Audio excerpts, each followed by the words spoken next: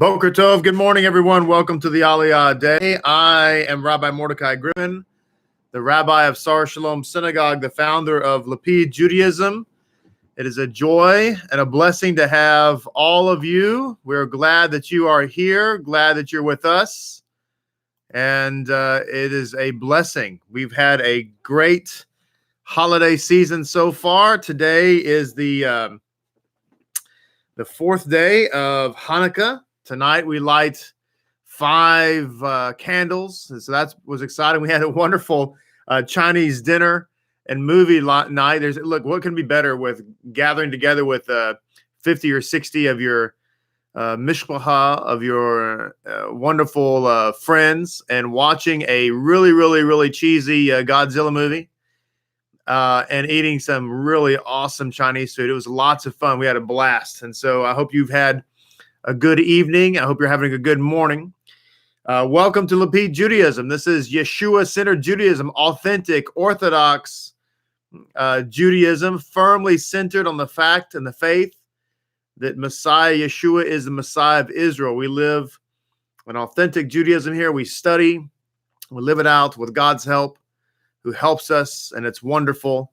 And we boldly, proudly, passionately proclaim Messiah Yeshua as the Mashiach. I want to remind everybody to be sure and give to the Mikveh Project.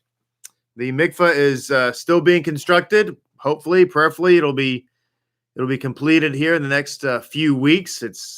There's lots of little details, as you can imagine, that go into building a completely kosher, 100% rabbinically kosher mikveh. There's actually 2 mikvehs. And some of you may not realize that. Most of you do, I know, but some may not realize that there's actually a men's mikveh and a women's mikveh that we're building with the appropriate changing rooms and all those kinds of things. So it's a big project. So I want to encourage you to contribute to that. There's a link in the description of this video that you can do that. And so just want to give a little shameless plug for the mikveh. All right, so let's look at our reading, because we have lots to share with the life of Yosef and the patterns that we are following with respect to Yosef, and what we can learn about, or from this, I should say, regarding our Mashiach, Yeshua. And we're looking for patterns. We're finding the patterns in the Torah. Now, just to reiterate an idea, and some of you are familiar and some of you are not, I want to reiterate the idea of the quote-unquote 2 messiahs.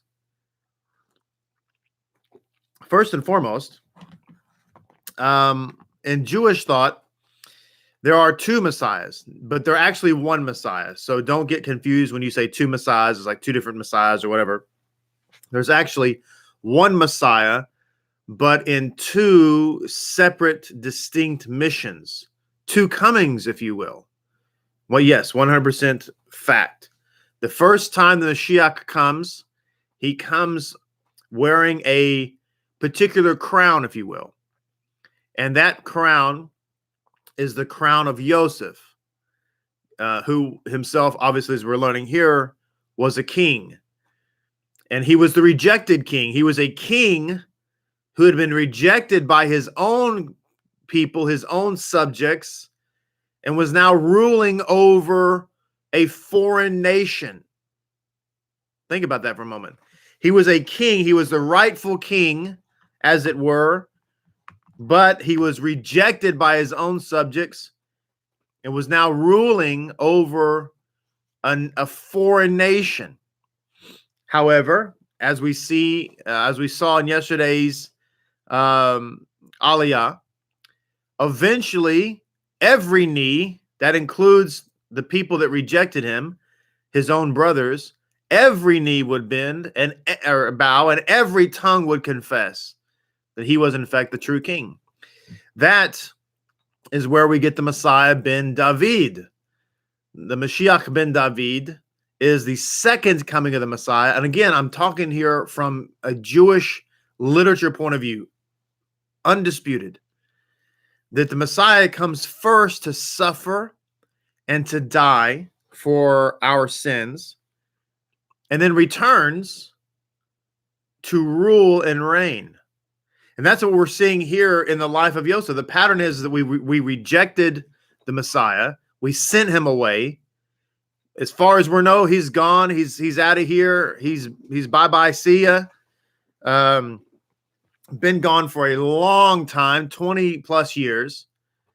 And all of a sudden, he suddenly reveals himself and emerges from seemingly nowhere, and he becomes the ruler. So let's look at our Chumash, which is the Art Scroll Chumash. Some of you may be aware that during Hanukkah, artscroll.com, it's one word, artscroll, one word.com, puts things on sale. There's 40% off on particular items every day during Hanukkah, and then I think they also have a 20% off sale going right now. So I say that to say I have no stock in ArtScroll, although I should, because I own most of their library. But I say that because if you're wanting to purchase a Chumash, which I obviously recommend, if you're wanting to purchase rather a set of Rashi, which I recommend, then you want to go to artscroll.com. And you can do that. So the Art Scroll Chumash, we are going to be page 235. And the fifth reading for Yom HaMishi begins in chapter 42 in verse 19. And it says, now I want to read verse 18 because I want to lead into this. So let me do that if I may. Yosef said to them on the third day, say third day. Okay, we're going to come back to that in a second. Yosef said to them on the third day, do this and live. I fear God. If you are truthful people, let one of your brothers be imprisoned in your place of confinement while you go and bring provisions for the hunger of your household. Then bring your youngest brother to me, so your words will be verified and you will not die. And they did so. They then said to one another, indeed, we are guilty concerning our brother, inasmuch as we saw his heartfelt anguish when he pleaded with us, and yet we paid no heed. That is why this anguish has come upon us. Reuben spoke up to them, saying, did I not speak to you, saying, do not sin against the boy? But you would not listen, and his blood as well, behold, is being avenged. Now, there's an interesting insight. I just want to pause here and say, this goes along with something I've shared earlier this week, but I wanted to share this insight yet again. See if I can find it right quick. I've got a kind of a stack of books here going. I believe this is from Rabbi Monk's commentary here. Yes, here it is. It says, the sages of the Midrash stress that when the brothers looked back in their past, they discovered nothing to blame themselves for except their conduct toward Yosef. This was the only fault which they had committed in their lives, according to Bamidbar Rabbah 13.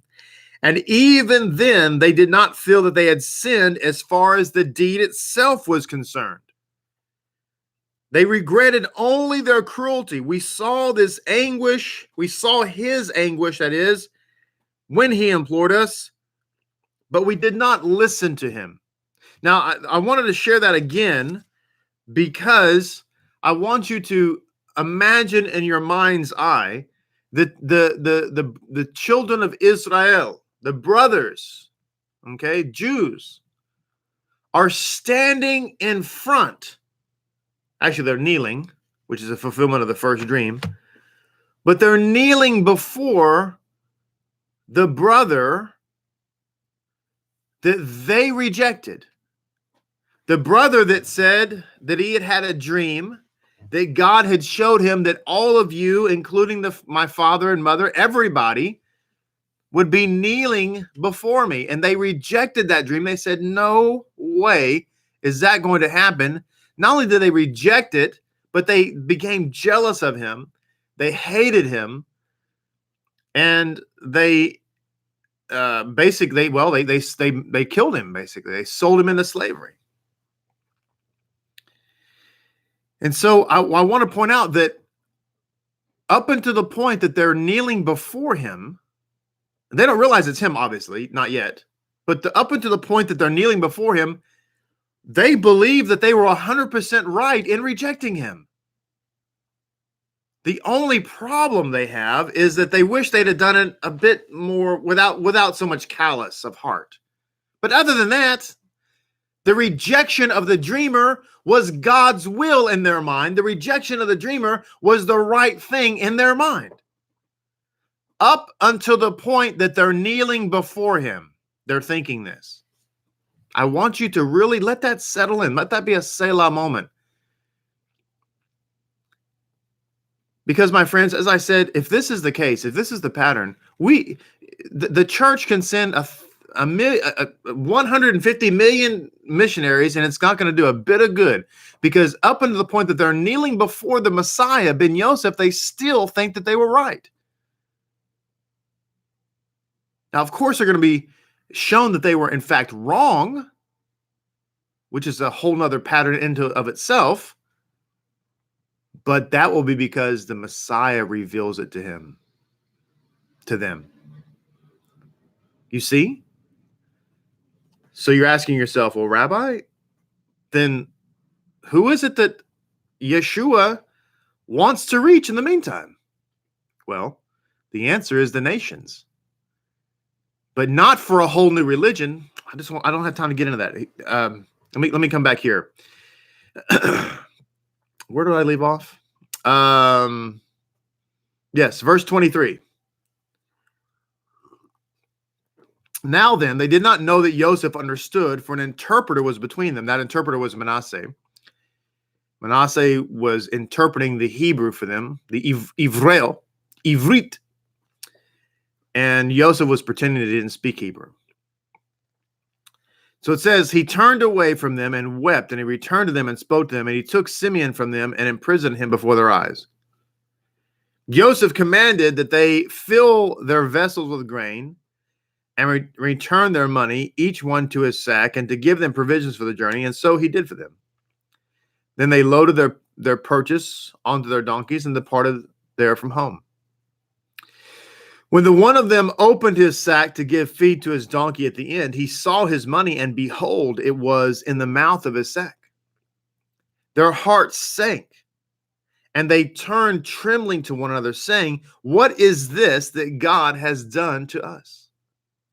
They came to Yaakov, their father, in the land of Canaan, and they told him all that had happened to them, saying, the man, the Lord of the land, notice that verbiage there, the man, the Lord of the land, spoke harshly to us and considered us as if we were trying to spy out the land. But we said to him, we are truthful men. We have never been spies. We are 12 brothers, son of our father, who is gone, and the youngest is now with our father in the land of Canaan. Then the man, the Lord of the land, that's used again, said to us, by this I will ascertain whether you are truthful people. One of your brothers leave with me, and what is needed for the hunger of your household take and go, and bring your youngest brother to me, so that I will know that you are not spies, but truthful people. I'll restore your brother to you, and you will be free to circulate about the land. Then as they were emptying their sacks, behold, every man's bundle of money was in his sack. Then when they and their father saw their bundles of money, they were terrified. Their father, Yaakov, said to them, I am the one whom you bereaved. Joseph is gone. Simeon is gone. And now you would take away Benjamin. Upon me has this fallen. Then Reuben told his father, saying, you may slay my two sons if I do not bring him back to you. Put him in my care, and I will return him to you. But he said, my son shall not go down with you, for his brother is dead, and he is alone left. Should disaster befall him on a journey which you shall take, then you will have brought down my holiness in sorrow to the grave. Verse 43 says, then the famine was severe in the land, and they had finished eating the provisions which they had brought from Egypt. And their father said to them, go back, buy some food. But Yehuda told him, the man sternly warned us, saying, do not see my face unless your brother is with you. If you are ready to send your brothers with us, we will go down and buy you food. But if you do not send, we will not go down. For the man said to us, do not see my face unless Your brother is with us, or with you. Then Israel said, why do you treat me so ill by telling the man that you had a brother? And they said, the man persistently asked us about us and our relatives, saying, is your father still alive? Have you a brother? And we responded to him according to these words. Could we possibly have known that he would say, bring your brother down? Then Yehuda said to his father, Israel, send the lad with me and let us arise and go, so we will live and not die. We, as well as you and well as our children, I will personally guarantee my own hand that you can demand him. If I do not bring him back and stand with him before you, then I will have sinned before all time, sin to you for all time. For had we not delayed, by now we could have returned twice. We could have gone there and back. Israel, their father, said to him, if it must be so, then do this. Take the land's glory in your baggage and bring it down to the man as a tribute. A bit of balsam, a bit of honey, a bit of wax, locusts, pistachios, and almonds. I love pistachios, especially in ice cream. It says, and take them with you double the money that was turned in the mouth of your sack and return it to your hand. Perhaps it was an oversight. Take your brother and arise, return to the man. And may El Shaddai grant you mercy before the man, that you may be released to your brother as well as Benjamin. And as for me, I have been bereaved, so I am bereaved. Now, I want to share a couple of insights here. As I was just talking about Messiah ben Yosef, I want to share something from Pituke Hotam right quick about that particular topic. Let me find it. Here it is. Pituke Hotam. This goes back to the name Zephaniah Paneah, what we talked about yesterday, a meaning of that name. But there is something else from Pituke Hotam, kind of a Kabbalistic insight, if you will, about this name. It says, we could have explained it as follows. It was part of Adonai's plan that Yosef was given the name Zaphanat, and his wife's name was Asnat.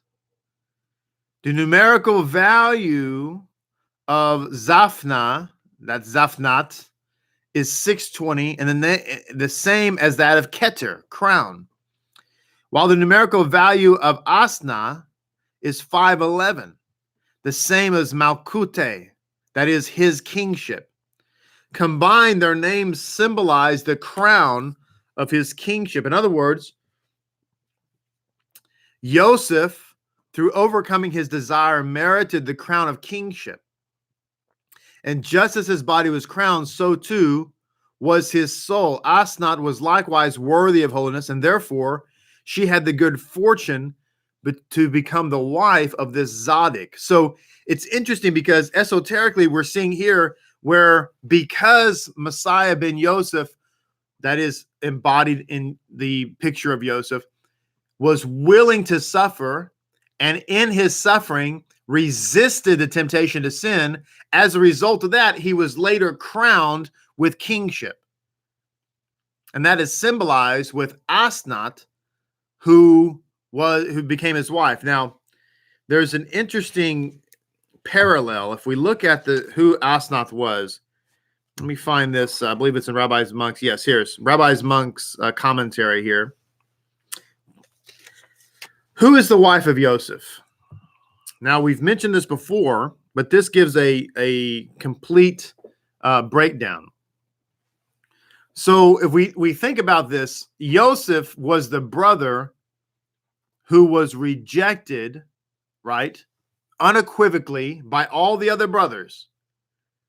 They said, as I've said multiple times in the last couple of weeks, there's no way that this brother will be our king. No way. There's other, I've used the example. In Judaism today, there are several messianic figures, if you will, from various sects.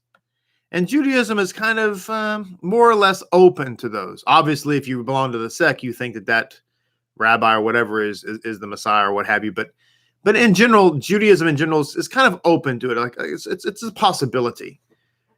But the one messianic figure, if you will, that is universally rejected by Jews and Judaism is Yeshua.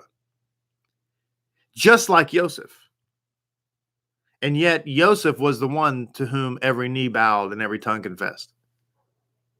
So what about Asnath? What about his wife? Well, it's interesting because as we're about to read, Asnath was actually the daughter of Dinah, who was also rejected by her uncles, also rejected by the Jewish people. And it was that rejected daughter who ended up marrying Joseph. Let's read the story, shall we? So it says here, as for Asnath, Targum Yonatan tells us that she was the child that Jacob's daughter Dinah, born from Shechem, got to say it right, who had raped her. Several Midrashic sources give essentially the following account. This comes from Pirkei, the Rebbe Eliezer 38.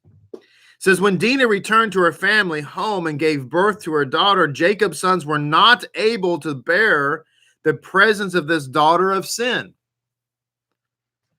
So Jacob made her an amulet with the inscription, Asnath, daughter of Dinah, daughter of Jacob.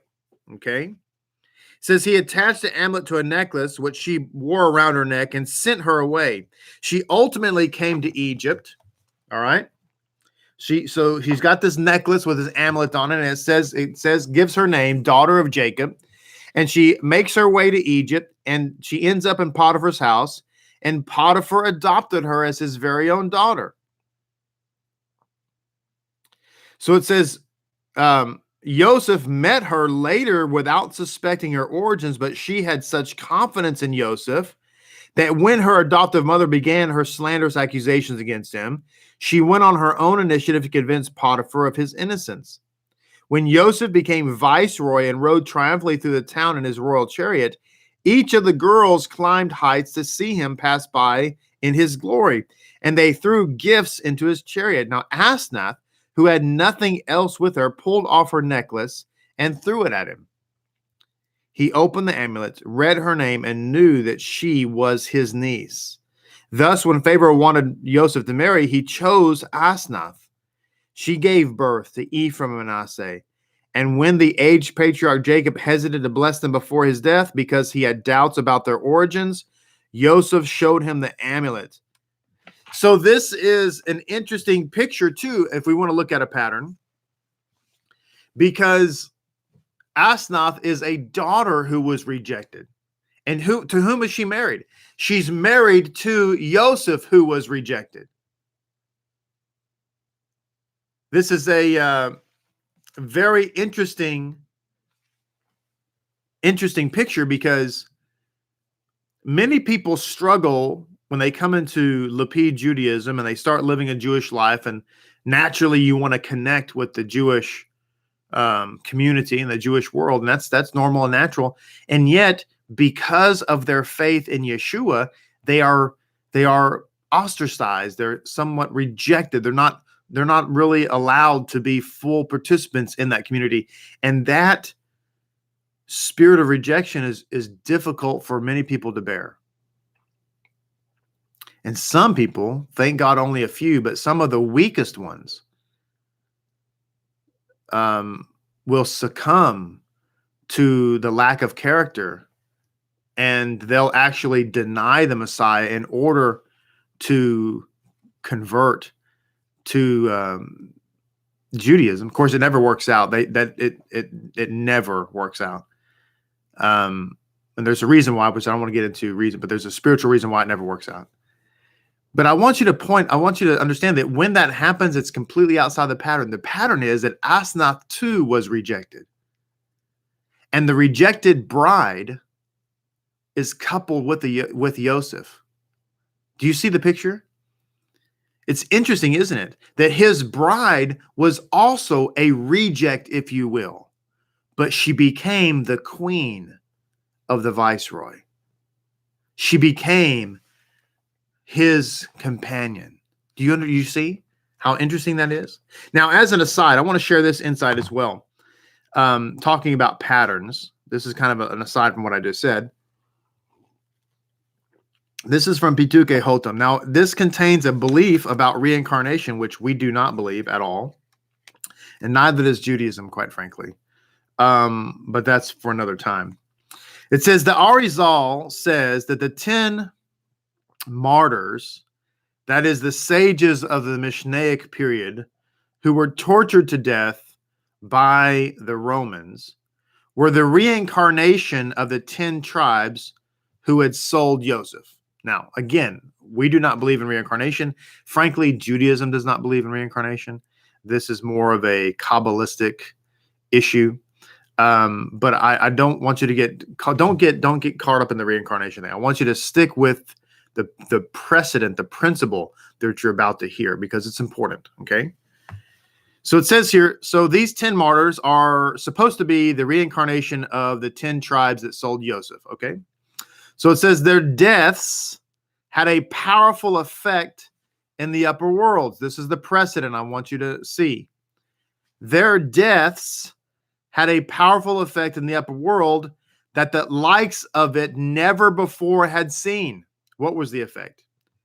And it says, by the way, this will never happen again. It says it caused sparks of holiness to be extracted from the klipot.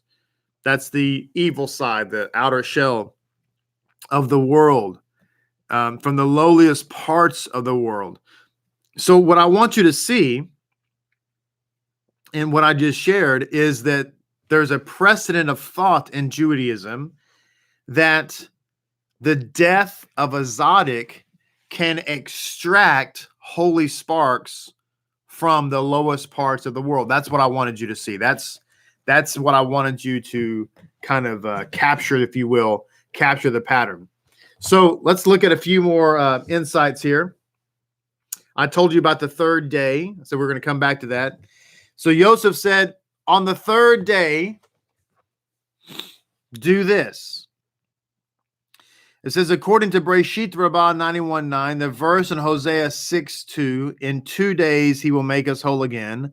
On the third day he will raise us up, and we shall live in his presence, are reference to what happened to the brothers during the 3 days described in our verse. It says here, this is, by the way, I'm reading from Rabbi Bakia's commentary to 42:8.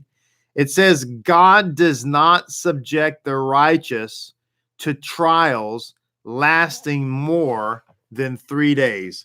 God does not subject the righteous to trials that last more than 3 days.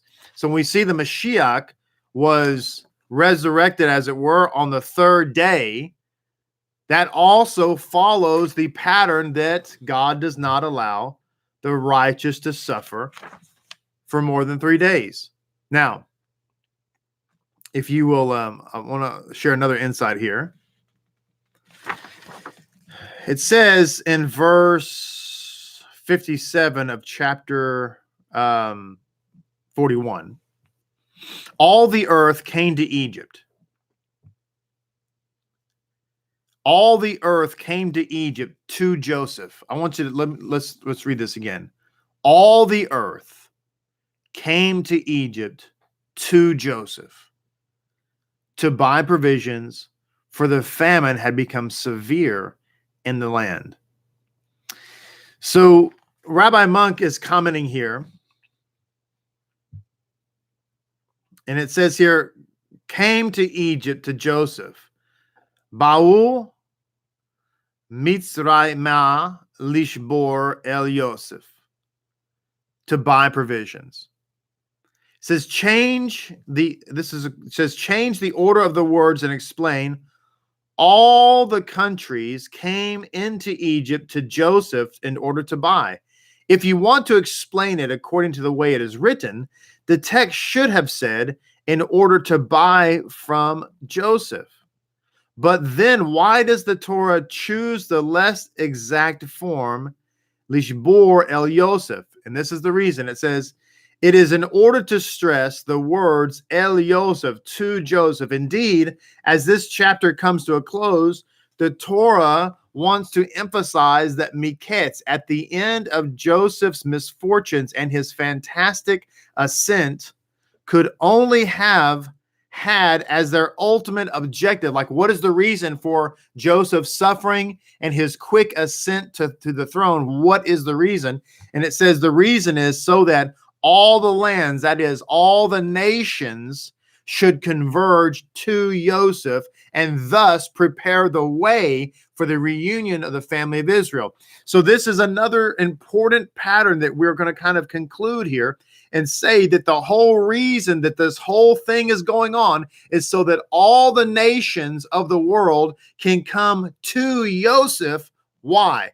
So that the brothers can be reunified with the rest of the mishpocha, the rest of the family. See, the pattern, my friends, is that the nations have to come to Joseph. And by the way, Joseph did not create a new religion. He didn't teach the people in Egypt to be some other kind of different faith, because that's not going to move the brothers. What do they care? The pagans do their own thing all the time. That's not enough to stir them up. No, it's when the nations come to Joseph and begin to live like Joseph that will bring the reunification. I said yesterday that Jacob said that he perceived through the Spirit that there was a hope in Israel. And it says in chapter 42 and verse 1, Jacob perceived that there was provisions in Israel. In the Hebrew it says, Vayar Yaakov ki yeshever. And Rabbi Monk points out that the word yesh shever, the last two letters are the beit and the resh, which spell the word son. That Joseph perceived that the hope of Israel was in Egypt, and that it says here, yesh shever, that what Yaakov perceived is that the son was in Egypt. End of our Aliyah today. We are going to come back tomorrow and continue our discussion of these concepts, continue to find these amazing patterns, continue with our story. Until then, may you have a blessed and wonderful day. Hag Sameach Hanukkah. May you enjoy your fifth candle lighting tonight and have lots and lots of fun.